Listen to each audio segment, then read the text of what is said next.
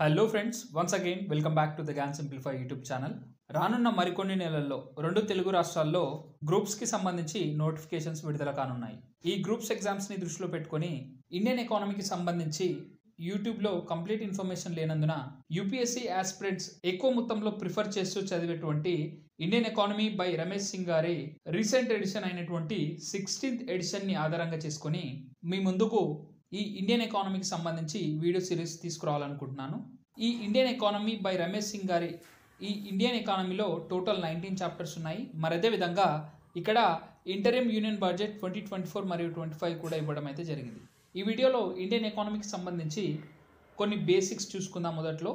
ఆ తర్వాత ఎకానమిక్స్ అంటే ఏంటి, మరి అదేవిధంగా ఈ ఇండియన్ ఎకానమీకి సంబంధించి సివిల్ సర్వీసెస్కి ప్రిపేర్ అవుతున్నటువంటి ఆస్పిరెంట్స్ ఎందుకు చదవాలి పర్టికులర్గా, మరి అదేవిధంగా ఎకానమీ అనే పదం ఎక్కడి నుంచి వచ్చింది, ఆ పదానికి గల మీనింగ్, మరి అదేవిధంగా ఫాదర్ ఆఫ్ ఎకానమిక్స్గా ప్రపంచవ్యాప్తంగా ఎవరిని పిలుస్తాం, మరి అదేవిధంగా దేశవ్యాప్తంగా ఎవరిని పిలుస్తాం అనేది తెలుసుకుందాం. దీంతో పాటు ఈ 19 చాప్టర్స్లో మొట్టమొదటి చాప్టర్ ఈ వీడియోలోనే మనం మొదలు పెడదాం. ఆ ఫస్ట్ చాప్టర్ వచ్చేసి ఎకనామిక్స్ అండ్ ఇంట్రొడక్షన్. ఈ వీడియోలో మాత్రం 3 సబ్ టాపిక్స్ తీసుకుందాం. అవి వచ్చేసి ఫస్ట్ వన్ వచ్చేసి మోర్ దెన్ అ డిస్మల్ సైన్స్. దీనిని మనం దుఃఖభరిత శాస్త్రానికి మించినదిగా చెప్పుకుంటాం ఈ ఆర్థిక శాస్త్రాన్ని. రెండవది వచ్చేసి డిఫైనింగ్ ఎకానమిక్స్, ఆర్థిక శాస్త్రం యొక్క నిర్వచనాన్ని ఇక్కడ తెలుసుకుందాం. మరి అదేవిధంగా మూడవది వచ్చేసి మైక్రో అండ్ మ్యాక్రో ఎకానమిక్స్. దీన్నే మనం సూక్ష్మ మరియు స్థూల ఆర్థిక వ్యవస్థ అని చెప్పేసి తెలుగులో చెప్పుకుంటాం. వీటన్నిటికి సంబంధించి ఈ వీడియోలో మనం 1 by 1 తెలుసుకుందాం. మొదటగా మనం ఇక్కడ ఎకానమిక్స్ అనే పదం ఎక్కడి నుంచి వచ్చిందనేది చూసినట్లయితే 19వ శతాబ్దంలో ఏన్షియంట్ గ్రీక్ పదమైనటువంటి ఓయికోనోమికోస్ నుండి రావడం అయితే జరిగింది. ఇందులో ఓయికోస్ అంటే మీనింగ్ వచ్చేసి హౌస్ హోల్డ్స్, నోమోస్ అంటే మేనేజ్మెంట్ లేదా కస్టమ్ లేదా లాగా పిలుస్తాం. ఈ రోజుల్లో దీని మీనింగ్ వచ్చేసి చాలా బ్రాడ్ అయిపోయింది. అది చూసినట్టయితే management of the house holds మాత్రమే కాకుండా అనేక రంగాల్లో ఉండే ఆర్థిక లావాదేవీల గురించి కూడా చూసే శాస్త్రాన్ని ఎకనామిక్స్గా పిలుస్తున్నాం. అయితే as a bureaucrat, as a civil service aspirant మీరు ఎందుకు ఈ ఎకనామిక్స్ అనే చాప్టర్ని చదవాలంటే, రేపటి నాడు ఒక బ్యూరోక్రాట్గా మీరు బాధ్యతలు స్వీకరించినప్పుడు మీరు తీసుకునేటువంటి నిర్ణయాలన్నీ భారతదేశం యొక్క ఆర్థిక వ్యవస్థతో ముడిపడి ఉంటాయి. కాబట్టి మీకు ఈ ఆర్థిక వ్యవస్థపై అవగాహన ఉన్నట్లయితే మీరు తీసుకోబోయే నిర్ణయాలు దేశ ఆర్థిక వ్యవస్థ అభివృద్ధికి తోడ్పడతాయని చెప్పేసి ఈ ఎకనామిక్స్ని రాష్ట్ర స్థాయి మరియు జాతీయ స్థాయిలో నిర్వహించే అన్ని పరీక్షల్లో దీన్ని ఒక సబ్జెక్టుగా తీసుకురావడం అయితే జరిగింది. అయితే ఇక్కడ ప్రపంచ ఆర్థిక వ్యవస్థ యొక్క పితామహుడిగా ఎవరిని చూస్తామంటే స్కాటిష్ ఫిలాసఫర్, మరి అదేవిధంగా ఎకానమిస్ట్ అయినటువంటి ఆడమ్ స్మిత్ని ప్రపంచ ఆర్థిక వ్యవస్థ పితామహుడిగా మనం చూస్తాం.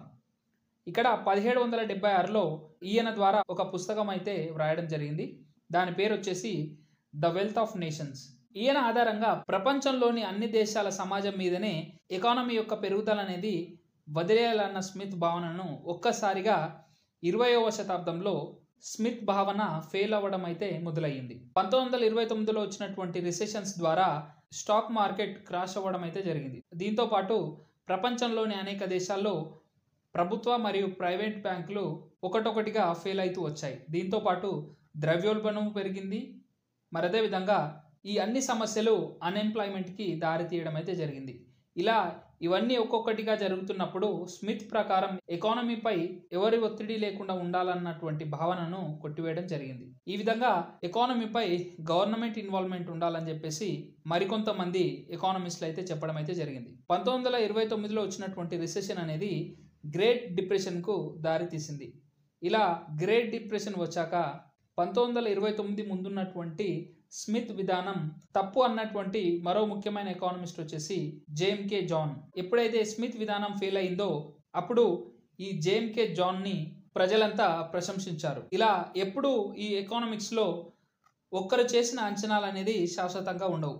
అయితే ఇక్కడ ప్రపంచవ్యాప్తంగా ఫాదర్ ఆఫ్ ద ఎకానమీగా మనం ఆడమ్ స్మిత్ని పిలుస్తాం. మరి అదేవిధంగా మన భారతదేశంలో ఆర్థిక వ్యవస్థ పితామహుడిగా ఎవరిని పిలుస్తామంటే చాణక్యుని, ది గ్రేట్ చాణక్య. ఇవన్నీ మనం కౌటిల్య అని కూడా పిలుస్తాం. అయితే ఇక్కడ మీకు చిన్న క్వశ్చన్, ఎకానమీ మరియు ఎకానమిక్స్ మధ్య ఉన్నటువంటి డిఫరెన్స్ ఏంటనేది కింద కామెంట్ బాక్స్లో తెలిసిన వారు ప్రతి ఒక్కరూ కామెంట్ చేయండి. ఇక్కడ ఎకానమిక్స్ అనే దానికి మీనింగ్ చూసినట్టయితే economics is the study of how goods and services are produced, distributed and consumed. As resources are always in short supply, the British economist Leonard Robbins in 1935 described the discipline as the science of scarcity. In simple words, తెలుగులో చూసుకున్నట్లయితే economics అంటే వస్తువులు మరియు వస్తు సేవలు ఏ విధంగా ఉత్పత్తి చేయబడతాయి, అలా ఉత్పత్తి అయినటువంటి వస్తువులు ఎలా పంపిణీ చేయబడతాయి, చివరగా అవి ఏ విధంగా వినియోగించబడతాయి అనే దాని గురించి చేసేటువంటి అధ్యయనాన్నే మనం ఎకానమిక్స్ అంటాం. ఇక్కడ నీరు, గాలి తప్ప మిగిలినటువంటి వనరుల కొరతను గ్రహించినటువంటి బ్రిటిష్ ఎకానమిస్ట్ అయినటువంటి లియోనార్డ్ రాబిన్స్ 1935లో ఈ ఎకానమిక్స్ని ద సైన్స్ ఆఫ్ స్కార్సిటీగా పేర్కొన్నారు. దీనినే మనం తెలుగులో కొరత శాస్త్రంగా పిలుస్తాం. ఇలా ఎన్నో రకాలైనటువంటి మీనింగ్స్ అనేది మనం ఇక్కడ చూసుకోవచ్చు. సో ఇక్కడ మనం ఆర్థిక వ్యవస్థ యొక్క పరిచయం, ఈ ఆర్థిక వ్యవస్థ పరిచయంలో 3 సబ్ టాపిక్స్ అయితే చూసుకుందాం. ఒకటి economics more than a dismal science, second వచ్చేసి డిఫైనింగ్ మీనింగ్, థర్డ్ వచ్చేసి మైక్రో అండ్ మైక్రో ఎకనామిక్స్. ఇందులో మనం more than a dismal science గురించి చూసినట్లయితే economics has been called a dismal science, precisely a depressing and poor science. ఎకానమిక్స్ని ఇక్కడ ఒక decimal సైన్స్గా పిలవడం అయితే జరిగింది. అయితే ఈ డిసిమల్ సైన్స్ అని ఎందుకు అలా అంటామంటే ఏ విధంగా అయితే సైన్స్కి బేసిక్ ఫండమెంటల్స్ ఉంటాయో, for example sodium plus chloride, sodium మరి అదే విధంగా క్లోరైడ్ని కలిపినట్లయితే సోడియం క్లోరైడ్ ఒక ఉప్పుగా తయారవుతుంది. అదేవిధంగా సైన్స్లో 2 పదార్థాలని కలపడంతో రాబోయే మిశ్రమం ఏదనేది మనకి పక్కాగా తెలుస్తుంది. కానీ ఈ ఎకానమిక్స్ అలా కాదు. సాధారణంగా ఆర్థిక శాస్త్రాన్ని డిసిమల్ సైన్స్ అనడానికి గల కారణం ఏంటంటే ఎకానమిక్స్ అనేది అంతు చిక్కనిది, మరి అదేవిధంగా అంచనా వేయలేనటువంటిది. అంతేకాకుండా ఈ ఎకానమిక్స్ అనేది ఖచ్చితంగా నిరుత్సాహపరిచేటువంటిది, మరి అదే విధంగా వెనుకబడిందని చెప్పేసి ఇక్కడ చెప్పడం అయితే జరిగింది. Other than this, the discipline has also been criticised for being a kind of riddle for common people to comprehend. ఇది కాకుండా ఎకానమిక్స్ అనే దాన్ని సాధారణ ప్రజలు అర్థం చేసుకోవడానికి ఒక పెద్ద చిక్కుగా, మరి అదే విధంగా ఒక పెద్ద సమస్యగా ఉంటుందని చెప్పేసి వివరించారు. It has also been called a failed science because more so after its failure to predict the US subprime mortgage crisis of 2008. విమర్శించడమే కాక ఎకనామిక్స్ని విఫలమైన శాస్త్రం అని కూడా పిలుస్తారు. ఎందుకంటే 2008లో వచ్చినటువంటి ఒక ఎకనామిక్ క్రైసిస్, దీనికి సంబంధించినటువంటి కారణాలు చూసినట్లయితే అనేక రంగాల్లో బ్యాంకుల నుంచి లోన్స్ని అప్రూవ్ చేయడం, మరి అదేవిధంగా తక్కువ ఇంట్రెస్ట్ రేట్కి లోన్స్ ఇవ్వడం, రియల్ ఎస్టేట్, హౌసింగ్ లోన్స్, ఇలా ఒకటి తర్వాత ఒకటి ప్రతి సామాన్య ప్రజలు తీసుకోవడం జరిగింది. దీని రిజల్ట్గానే 2008లో మనం ఒక పెద్ద ఎకనామిక్ క్రైసిస్ ప్రపంచమంతటా చూసుకోవచ్చు. Still nobody can deny the invaluable role played by economics in making this world a better place. అయినప్పటికీ ఈ ప్రపంచ అభివృద్ధికై ఎకానమిక్స్ చేసినటువంటి కృషి ఎవరు మర్చిపోలేరని చెప్పేసి చెప్పడం అయితే జరిగింది. Understanding economics and its nuances has always been a challenge, especially for those who do not have a background in it. అర్థశాస్త్రం మరియు దాని అంతర్గత విషయాలను అర్థం చేసుకోవడం అనేది ఒక సవాల్గానే ఉందన్నారు. ముఖ్యంగా దీనిలో అవగాహన లేనటువంటి ప్రతి ఒక్క వ్యక్తికి. It does not mean that those with a background university educated in economics are very comfortable. Many of such people face and altogether different sort of problems. They understand less economics than they know. అలా అని ఆర్థిక శాస్త్రంలో అవగాహన ఉండి విశ్వవిద్యాలయాల్లో economy గురించి చదివినటువంటి వారికి అర్థమయ్యేలా అనుకూలంగా ఉందా అంటే అది కాదు. ఇలా చదివిన వారు కూడా ఎకానమీతో సమస్యలు ఎదుర్కొంటున్నారు. వారు తమకు తెలిసిన దానికంటే తక్కువ అర్థం చేసుకుంటున్నారని చెప్పేసి ఇక్కడ చెప్పడం అయితే జరిగింది. Missing the applicatory dimensions of economics is a general problem among such people. Today, emphasis being on the applications of economics, especially in the competitive exams. Knowing economics is not enough. Rather, one is required to have the ability to apply economics in everyday life. And this is only possible if one understands it. అలాంటి వ్యక్తుల్లో కూడా ఆర్థిక శాస్త్రాన్ని నిజ జీవితంలో అనువదించడం సాధారణ సమస్యగా మారింది. నేడు ఆర్థిక శాస్త్రం ముఖ్యంగా పోటీ పరీక్షలో ప్రాధాన్యత ఇవ్వడం, ఆర్థిక శాస్త్రాన్ని తెలుసుకోవడం సరిపోదు. దానికి బదులుగా నిజ జీవితంలో ఆర్థిక శాస్త్రాన్ని వర్తింపజేసే సామర్థ్యాన్ని కలిగి ఉండటం అవసరమన్నారు. ఇది ప్రతి ఒక్కరికి ఎప్పుడు సాధ్యమవుతుందంటే ఎకానమిక్స్ని అర్థం చేసుకున్నప్పుడే. ఈ విధమైనటువంటి ఎకానమిక్స్ అనేది నిజ జీవితంలో అప్లై చేసేటువంటి సామర్థ్యాన్ని కలిగి ఉంటారని చెప్పడం జరిగింది. నెక్స్ట్ వచ్చేసి defining economics.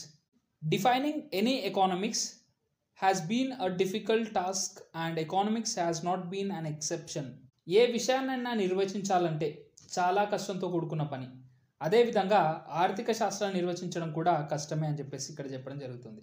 Economics has been mostly defined in terms of the uses of the scarce sources and distribution of competing products to the society.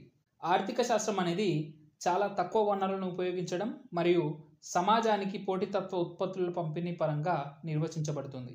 Let us create a working definition. Economics studies economic activities, but what actually economic activities are? In a specific way, it seems as if all activities involving money or economic activities. మనం ఇక్కడ ఒక working definition చూసినట్లయితే economics అనేది ఆర్థిక కార్యకలాపాలను అధ్యయనం చేస్తుంది. అసలు వాస్తవానికి ఆర్థిక కార్యకలాపాలు ఏంటనేటివి చూసినట్లయితే డబ్బులతో కూడినటువంటి కార్యకలాపాలన్నిటినీ ఆర్థిక కార్యకలాపాలని పిలుస్తున్నాం. But economist consider only those ones as economic activities where some motive of economic gain or profit is involved. కానీ ఆర్థికవేత్తలు ఎక్కడైతే ఆర్థిక లాభం జరుగుతుందో లేదా ఆర్థిక లాభం యొక్క కొన్ని ఉద్దేశాలు ఉన్న వాటిని మాత్రమే ఆర్థిక కార్యకలాపాలుగా పరిగణిస్తున్నారు. For example, applying for a job, doing a job, buying or selling things etcetera. But offering religious donations, giving alms, giving alms to beggars, or putting money on the feet of gods, goddesses are non-economic activities, though money is involved in all of them. ఇక్కడ ఉద్యోగం కోసం దరఖాస్తు చేయడం, మరదే విధంగా ఉద్యోగాన్ని చేయడం, వస్తువుల్ని కొనడం లేదా అమ్మడం మొదలైనవి, మరదే విధంగా మతపరమైన విరాళాలు ఇవ్వడం, భిక్షగాళ్ళకి దానం చేయడం, మనం టెంపుల్స్కి వెళ్ళినప్పుడు అక్కడ హుండీలో వేసేటువంటి కానుకలు, ఇవన్నీ ఆర్థికేతర కార్యకలాపాలు. Do not get confused with religious donations, against which donors claim income tax deduction in India. Here donation money is a non-economic activity because the donor gets no economic gain out of it, but claiming income tax deductions against it is an economic activity. కానీ ఇక్కడ confuse అవ్వకుండా అర్థం చేసుకున్నట్లయితే మతపరమైన విరాళాలు, కానుకలు ఆర్థికేతర కార్యకలాపాలు. ఎందుకంటే ఇక్కడ దాత విరాళం ద్వారా ఎలాంటి ఆర్థిక లాభం పొందడం లేదు. కానీ ప్రతి ఇయర్లో కట్టేటువంటి ఐటీ రిటర్న్స్ క్లెయిమ్ చేయడం అనేది ఒక ఎకానమిక్ యాక్టివిటీ. ఎందుకంటే ఐటీ రిటర్న్స్ క్లెయిమ్ చేయడం ద్వారా చేసినటువంటి దాత ఆర్థిక లాభం పొందుతున్నారు. ఏ విధంగా అంటే ఇన్కమ్ ట్యాక్స్ ద్వారా కట్ చేసినటువంటి ఆ ఇన్కమ్ అనేది ఐటీ రిటర్న్స్ ద్వారా అతను తిరిగి మరలా పొందుతున్నారు. సో ఐటీ రిటర్న్స్ క్లెయిమ్ చేయడం, జాబ్ చేయడం, బిజినెస్ చేయడం లాంటివి ఎకానమిక్ యాక్టివిటీస్గా చెప్పుకుంటాం. సో నెక్స్ట్ వచ్చేసి మైక్రో అండ్ మ్యాక్రో ఎకానమిక్స్. వీటిని మనం తెలుగులో సూక్ష్మ మరియు స్థూల ఆర్థిక వ్యవస్థలుగా చెప్పుకుంటాం. After the great depression during the 1930s, the donation of economics was divided into 2 broad branches. 1930లో వచ్చినటువంటి మహామాంద్యం కారణంగా ప్రపంచ ఆర్థిక సంక్షోభం ఏర్పడింది. దీంతో ఎకానమిక్స్ రెండుగా విడిపోయింది. అయితే ఈ 1930లో వచ్చినటువంటి ఈ ఎకానమిక్ క్రైసిస్కి సంబంధించినటువంటి కారణాలు చూసినట్లయితే 1929లో స్టాక్ మార్కెట్ పతనం, మరి అదేవిధంగా ఎక్కువ క్రెడిట్ సమస్య ద్వారా బ్యాంకుల్లో వచ్చినటువంటి తక్కువ లోన్ ఆఫ్ ఇంట్రెస్ట్తో ఆ సమయంలో ప్రజలు అధిక రుణాలు తీసుకొని తమ వ్యాపారాల్లో ఇన్వెస్ట్ చేసుకోవడం, మరి అదేవిధంగా బ్యాంకింగ్ వ్యవస్థ విఫలం, అతి క్రెడిట్ సమస్యలు అనేటివి ఈ 1930లో వచ్చినటువంటి ఎకనామిక్ క్రైసిస్కి కారణాలుగా చెప్పుకోవచ్చు. ఇక్కడ micro economics and macro economics. John Maynard Keynes is considered the father of macro economics. The branch came into being after the publication of this seminal work, The General Theory of Employment, Interest and Money, in 1936.